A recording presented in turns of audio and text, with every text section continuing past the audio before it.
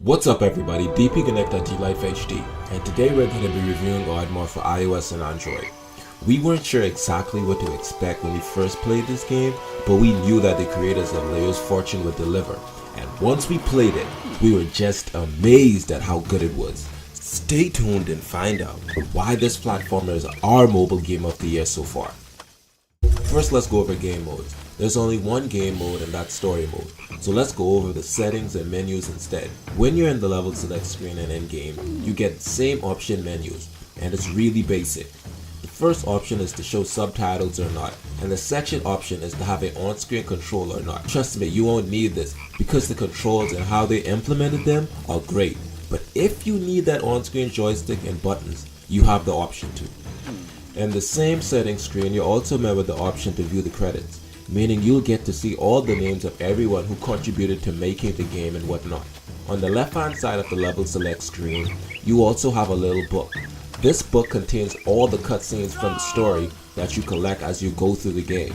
That's a really nice touch, because sometimes you want to go back and re-watch a particular screen, and most games you can't access that information. When you're in the levels themselves, you also get a few options. When you hit the pause button on the left hand side, you get the same controls and subtitles toggle when you hit the settings button. You also get a replay level button and a main menu button that sits on the sides of the settings icon. As far as the middle area is concerned, I'll talk more about that in the gameplay portion of the review. Last but not least, you have a weapons button on the right side where you can select weapons and shields that you've collected and bought throughout the game. It's nice. Each has its own name and own strength. My favorite weapon are the Cyclone Hammer that come in useful on one of the levels. Trust me on this one. My other favorite weapon is the Axe of Divinity because it provides a wider attack area. You'll see what I mean once you get it. Up next, controls and gameplay. This is one of the many places that this game really shines in, because it doesn't do controls the usual way. Most games on mobile have an on-screen joystick on one side and virtual buttons on the other, but this one does it differently, and it really works well. The game starts you off by telling you to place your thumbs on the bottom left and bottom right corner of your screen. I think this is either to get you used to the placement or for the calibration purposes. You're shown the controls as you go through the first couple levels of the game. Right after that, you're shown how to move. You move by sliding your thumb left and right. It then shows you how to jump, and of course it's easy as just swiping up. You could also swipe up to climb on things as well. You're shown how to attack enemies, and for that all you have to do is tap your right thumb. As I was going through the first couple of levels, I was like, you know what's missing? A butt stomp. And guess what they showed next? That's right, a butt stomp. I mean, they called it a shield slam, but we all know what it really is. To do that, all you have to do is swipe down on your right thumb after you jump. With all this combined and the fact that you can wall jump as well, it really makes the game a joy to control. For all you touchscreen controller haters out there, and I know you're out there, you also have gamepad compatibility as well, even though I don't think you need them for this game. The gameplay is super smooth, and it reminds me of a mixture of Donkey Kong and the new Rayman games. Like any platformer, the object of the game is to get from one side of the level to the other, and this one is no different than the norm in that aspect. But it does give you so much variety in every single level, from moving platforms to boats, to riding hogs and squirrels, to climbing ropes, riding floating balloon logs, to the enemies trying to eat you, attack you, or crush you. There's a little bit for everyone, and the variety is so welcome and introduced bit by bit as you go through every level. There are a total of 4 worlds with 6 levels at each. Each of these worlds will provide you with a boss to beat at the 6th level. The bosses do get harder as you go along and involve much more jumping and avoiding objects that they throw at you and whatnot.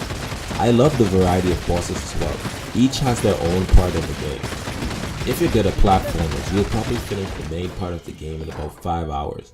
But the real challenge is trying to get 100% in all the levels by collecting the triangle and circular coins and beating the levels in a certain amount of time. If you do this, you'll extend the gameplay by a few hours, getting you to about that 9 to 10 hour mark. Now, interface design and graphics.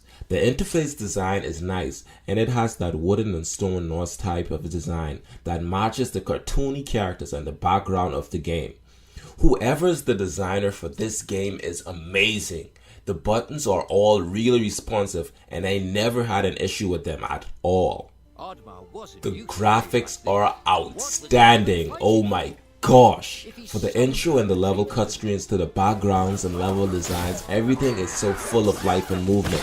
From bugs moving all around to fishes moving in the water, it's amazing. From the moment that you first open the game, the animated cut screens will just put a smile on your face.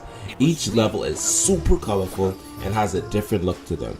When you collect coins, the look of the animation is done so well, it's so shiny and pleasing to the eye. The characters, enemies, and bosses are also well designed, and they all have their own emotional reactions when they move and jump. Each character has its proper place in the game. It's all super impressive. Up next, music and sound.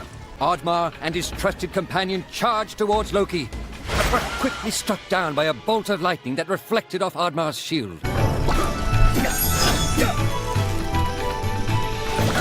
The music is so well picked, it sounds exactly like an epic Irish Norwegian adventure, and that's exactly what it is. Every level and screen has its own different music. Sometimes you will get whimsical and peppy, sometimes you will get something a little more sad and chill, and other times you will get epic, deep, and ready for battle sounding music.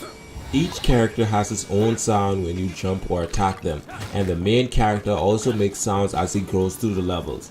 The narration in the cutscene is done marvelously well. The narrator tells the story in a way which every character in the story has its own personality, and you'll get an emotional response or connection to the characters. Whoever this narrator is, can we have him like in every mobile game imaginable, please? He was amazing. Last but not least, story. I'm not going to ruin the story for you guys because this game is too good for me to do that to you. So I'm going to echo what's on the App Store description. Your character name is Oddmar.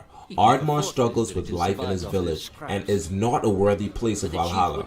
He is shunned by his fellow Vikings and must redeem himself of squandered potential.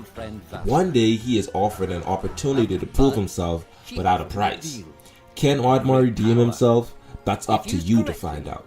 All in all, it's not only the best platformer on mobile, but it's also our pick for mobile game of the year so far. If you love platformers, love Donkey Kong and Rayman, you will love this game.